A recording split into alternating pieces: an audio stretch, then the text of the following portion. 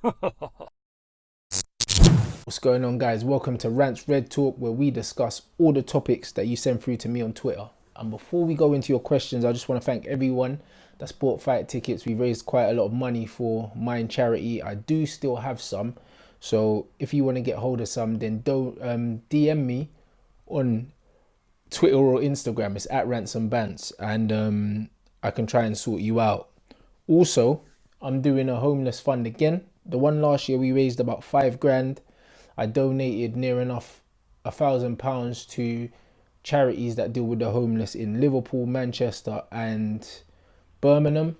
And then I spent the rest of the money making my own care packages for people that live in the capital. We made 250 care packages that included hats, gloves, like stuff to keep warm, sanitary stuff, so sanitary towels for the women, and then obviously toothpaste, deodorant, as well as food. So that went well.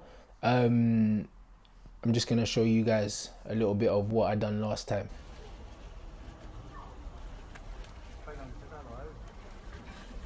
Man's cleaning out the stock room, fam.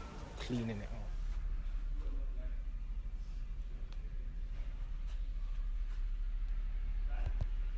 That's me done for the day.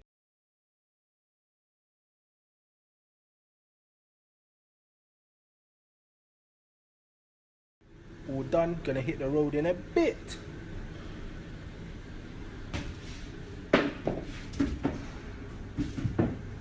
Cool. So that's what I'm looking to do again, but this time I'm looking to raise a bit more money so I can donate more money up north, and also I can hit more places, man. I appreciate all of that. And yeah, this guy's getting knocked out, so the link for the GoFundMe is going to be in the description at the bottom of this video.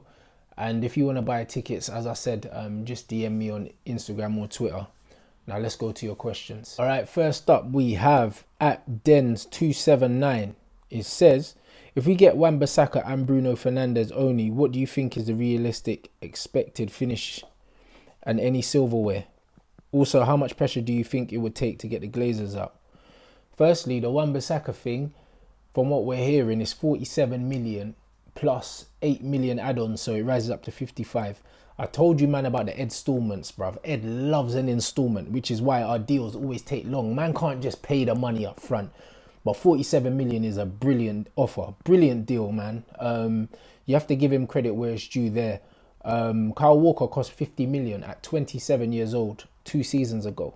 So to get a 21-year-old England under 21s international starting right back and future England starting right back, him and Trent Alexander offered completely different things. Wan Bissaka's more solid defensively, a better athlete. Trent's got that Mr. Whippy right foot, bruv. Brilliant delivery. And to be completely honest, how it works in England is usually the better team, their right back starts. So you would think that Trent's ahead of him in the pecking order because he's at Liverpool. If Manchester United start winning again, you'll be sure to see Wan Bissaka probably starting at right back, bro. It very much depends on us. So it's a brilliant signing, 47 million. And Bruno Fernandes, another good signing. But if we just sign them two, we still don't have a centre back. We still haven't addressed the midfield. I still think we're in trouble, mate. That's not enough. That barely would scrape top 4. Them two, barely. And even that is debatable because we missed out on it before. So for me, that's nowhere near good enough, to be completely honest. And how much pressure do I think that it would take the Glazers to get out? It would take a lot. Do you know what I'm saying? United's a cash cow. They've come and they've milked it. They came in and they never had no intentions of making a club successful. They looked at it from a business point of view and how much money they can make for themselves. That's what they looked at Manchester United as. They didn't look at the club. They just looked at it as a business, and that's how they've been running it. To get them out, I think that their profits would have to stall significantly, and I think that we would have to start boycotting games. I think the only way to stop their profits would be literally games having 40,000 and like 30,000, 40,000 people just not going, people not buying season tickets. But realistically, that's not going to happen. So I'm not really sure what's going to happen. But I think that at other clubs, they wouldn't have it. Like, I think if this was Real Madrid, fans would really walk out the stadium or they would boycott. I remember when they tried to put up season ticket prices at Anfield, people walked out. and done a protest like that. And I think that we need to do something similar if we're serious. I'm down, but a lot of these Manchester United fans they're not football fans. They're just blind supporters, bruv. Like, Manchester United is their Bible. So because of that, no matter what's happening, they'll still turn up. And they think that that's how you really support the club. I don't believe so. I believe if you support anything blindly without questioning anything, then you're an idiot, bruv. Whether it's religion, whether it's anything else, bruv. Like, you call these people extremists when it's religion.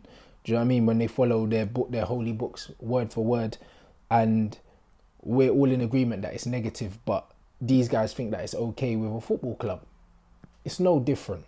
Do you know what I mean? So I think that we've got a lot of these Manchester United extremists, or they like to call them top reds or whatever. These are the guys that support the club at all costs, regardless of whatever. These are the guys, and these are the reasons why the likes of the Glazers can thrive, bruv, because there's no opposition. So I think that we could get them out, but it would have to take extreme measures, guys. Let me know what you think in the comment section. Next one, at King Martial. Thoughts on Ollie saying we need to be ruthless for the rebuild and then handing contract extensions to Jones, Young and Matter. Bro, Ollie's a politician, man. Like, I'm going to be real, yeah? Like, I'm giving Ollie time. I want him to do well because he's one of our own. However, from what he said, from the actions I'm seeing, it don't make no damn sense. He's talking about being ruthless. One Matter does not suit the football that Ollie's trying to play. Ollie's saying counter-attacking, high intensity, high press. We need to outrun everyone, and then you're extending One Matter. That shit don't make no sense. You don't play the football that we want to play. Manchester United have never played with a 10. So what the fuck are you signing? Like, why are you giving him a 2-year deal, bruv, at 31? Like, it don't make no sense, innit? So it just seems like Ollie's just saying all the right things, bruv. He just looks like a politician, bro. Like, I want him to prove me wrong, but so far I can't see the logic in that. Do you know what I mean? I think who we keep says just as much as who we bring in. As much as I rate One Matter as a footballer, I don't think that we'll get the best out of him in this team. And if I ever see him right wing again, then you know Ollie's fucking lost the plot. So we need to get another right winger in, because Jesse's not a right winger. We don't want to see him there. And it's just, I don't know, bruv. I want to be positive about Ollie because I want him to do well, but all the signs so far are telling me, yeah, that like he was just saying what he was saying to appease the fans, bruv, and he's just got pulling on heartstrings right now, bruv. I don't know if he's ruthless enough to get the job done for us, but time will tell. I'm still sticking by him because I genuinely want him to do well. That's the heart speaking, innit? But my head's telling me that maybe he's not the guy. But I don't know. Let me know what you think about that, guys. It just says move in silence. Apparently the Wan Bissaka deal is done. What do you think of this? I think it's a brilliant signing. I'm very happy. He was the guy I wanted from the very, very, very beginning. I always said Wan Bissaka. I never thought we would actually go for him. I think it's fucking brilliant. 47 million is an absolute steal. So it's good. We're going to have pace. We're going to have athleticism. We'll definitely have overlapping down that right-hand side. And we have defensively the best right back in the league on paper. So people are forgetting that he's played at a defensive team, a team that's in the lower half of the table. So he's doing more defending there. In theory, he should do less defending at us, but bruv, we've been abysmal, innit? So he should do less defending and more attacking. Here's another question that ties in. It says, are you not worried that we won't be playing with attacking fullbacks next season? Sure, it's poor going forward, and Wan Bissaka has very average attacking stats too. That's at Mr. Mac's son. Well, guess what about Wan Bissaka? Wan Bissaka's got better attacking stats than Robertson had at Hull this season before he went to Liverpool in every single field. So let me tell you this for nothing, yeah. He's playing in a defensive team. He dribbles with the ball. He takes on his fullback. I like that. He's positive. But he's playing at a team that are under pressure most of the time. So he's got better attacking stats than Robertson. Robertson's attacking stats are amazing now because he's at a more attacking team. So he gets put in more isolation, one-on-one incidents where he's attacking. I believe the same will be told of Wan Bissaka. Wan Bissaka cannot cross like Robertson. Robertson's one of the best fullbacks in Europe. However, what he does give you is he's direct, he's pacey, he's strong, and he goes at his man. Robertson will go down the outside and whip across in. Wan Bissaka will actually commit a man. So I think that You just have to look at them two stats before they came to a club that was more attacking and more on the front foot, and compare them, and Wan Bissaka's got better stats. So I'm not worried about his stats in terms of his attacking output, because that will increase when he's at a better club. Shaw, on the other hand, it's a big season for him next season. I don't rate him. Everyone knows that he's not good enough. He can't even get into the England squad. Do you know what I mean? We got a Leicester fullback keeping him out the team at the moment, and a Tottenham fullback. So make of that as you will. Certain man said I had an agenda. Clearly Southgate's got the agenda too. All right, next one. At Vithian CEO, it says, Jesse Lingard, antics. And is he a bad influence on Rashford, aka Rashi, aka Beans? Sell them both. Bro, Jesse Lingard's antics are fine. Jesse Lingard's a 26-year-old youth, yeah? Millionaire, living his dream, playing for his dream boyhood club. Let him live. If he's shit on the pitch, I'll give him all sorts of stick if he deserves it. But what he does in his personal life, I don't care about. He's a young boy living his dream. I don't know how old you are, but if you're 26 with millions of pounds in the bank, I'm sure you'd be out there enjoying it too. I have no problem with Jesse or Marcus on holiday, taking pictures, GoPros and all that. Bruv, let these men live their life. My problem is what they do on the pitch, innit? Them man haven't been good enough. Jesse has the potential. Like, when I say he has the potential, he's not a young player and he's not potential, but I mean, I know Jesse's qualities. I said it before. In the England team with better players around him and playing centrally where Southgate plays him, Jesse looks like a half-decent footballer. He looks shit at our team because our system don't suit him. He's not a right winger. We don't have mobile players that can run past him, and we don't have players that can pass. So, Jesse, I've always said that I rate Jesse as a footballer, bruv. I just think he's had a very shit season for several factors. Marcus Rashford, on the other hand, like, obviously Jesse's influenced him. The way he dresses is not like how he used to dress, this, that, and the other. But at the same time, I don't care about any of that. All I care about is their output on the pitch. And right now, neither of them have been good enough. So that's what I would like to focus on. I believe that's what all of you should focus on. Don't worry about these guys. They're kids, living their dreams, enjoying their lives. They need to start producing on the football pitch, and we shouldn't give a shit about what they're doing off it. Because when Roy Keane was out there getting drunk and punching people in the face, you lot never had the same outrage. Do you know what I mean? So, and Wayne Rooney was getting drunk, smoking cigarettes and pissing on people's doorsteps. Again, there was no outrage for that. People are more accepting of that kind of behaviour than what these guys are doing. I think it shows the age gap, the generational gap, where a lot of these older fans just they can't relate to the younger society. And I think it's a cultural thing as well, because going out getting drunk and getting in a tear up is more socially acceptable than taking a few pictures and dancing on Instagram. I don't know why that is. Well, I do know why that is, but it doesn't matter anyway. Do you know what I mean? There's just a cultural disconnect. People need to get over that shit. Let me know what you think in the comment section about that. Very good question though, because it's something that's been spoken about a lot. At Malik Tahim, do you think if Pogba leaves, there's a chance we can build a stable midfield this season?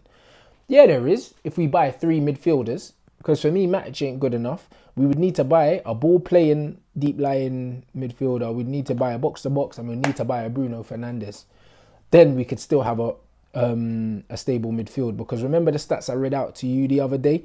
Pogba's top for all of these things. That shows you how incompetent our team is. Because when you saw the comparison of a Manchester City, they had loads of people topping these different things. Pogba's doing it all for us right now. So if we were to lose the do-all Pogba, we would have to buy 3 players. That's how vital he is for us. But the balance could still be struck. He's irreplaceable as a player, but we could definitely build a more functional midfield. Say if we got 160 mil for him and we bought 3 players. So if he does leave, it's not the end of the world, but it's fucking near it. Do you know what I mean? So let me know what you guys think. And me personally, if I could buy any of these players, I think my 3 would definitely be Neves from Wolves. I would get Ndombele, and I would get Fernandes as my 3 to make up for not having Pogba. And there's a shout for Rabiot's on a free as well. So if I wanted to save money, I would possibly go for Rabiot and probably pull out one of those. Do you know what I mean? So yeah, who would be your 3?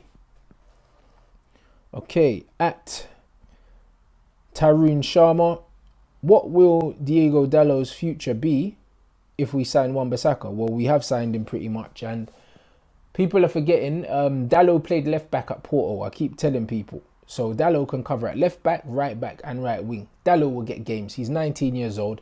I'm not worried about the lad. Do you know what I mean? I'd like to see him at right wing, to be honest. I really would. As a right winger, because I think he's got all the attributes. So, to be completely honest, if Ollie's buying him as a buying Wan Bissaka to be the number one choice right back, and Dallo to cover right back, left back, but also play as right wing, I think that's beautiful. Because he's 19 years old. He needs minutes. It doesn't matter where on the pitch. At that age, you just need to be playing, building your temperament up, getting used to playing in big games, getting used to playing at that intensity and regularly. So whether he's playing right wing, left back, right back, any time on the pitch is valuable for Dallo. So I think that his versatility is going to be a massive plus, and he will get games, man. So I don't think any of you guys need to worry about his development. At Max to Anib, what do you think? Oh, what do you think is against the Icardi Lukaku swap deal? Also, do you trust Ed to get the job done, or is it going to be Moyes 2.0? I do trust Ed to get the job done. I just don't trust him to get the job done efficiently. Everything's going to take time because Ed is fucking slow. Because I told you, Ed Stallments, bruv. He don't want to play anything up front, bruv. He's a tight bastard. That's why the Glazers love him, innit? He don't spend a bad penny. So, I think he'll get the business done, but it's going to take a while.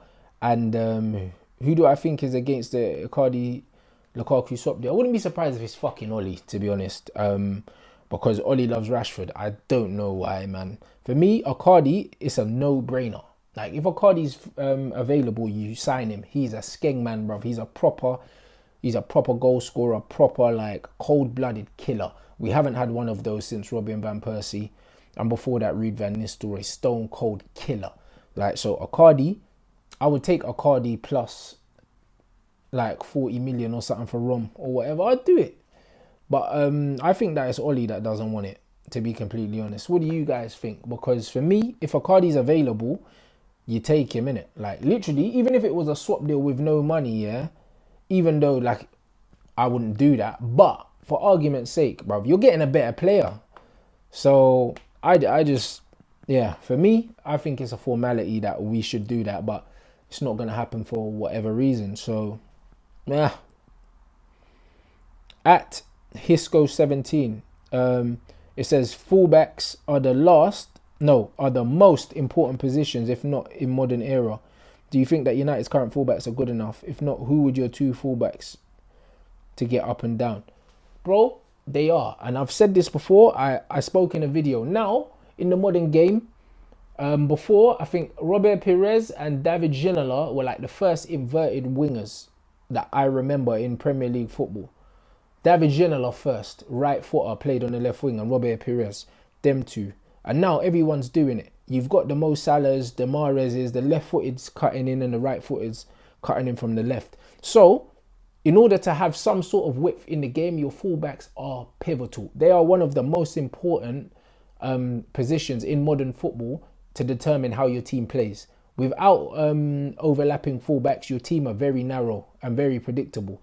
This is the problem we're in at United, because Martial was on the left cutting in, and then Mata was playing on the right and cutting in, or Lingard was playing on the right and cutting in, because Lingard doesn't go down the outside because he can't cross. So we are very narrow, very predictable. The easy way to defend against these teams is you just stay super compact, and our fullbacks weren't fucking coming forward. That's why when United played against teams that sat back, they were fucked, bro. Couldn't break them down. Didn't have the guile. So I think that attacking fullbacks are fucking important, bro. That's why I don't rate Luke Shaw, bro, because he's a coward. He's not brave.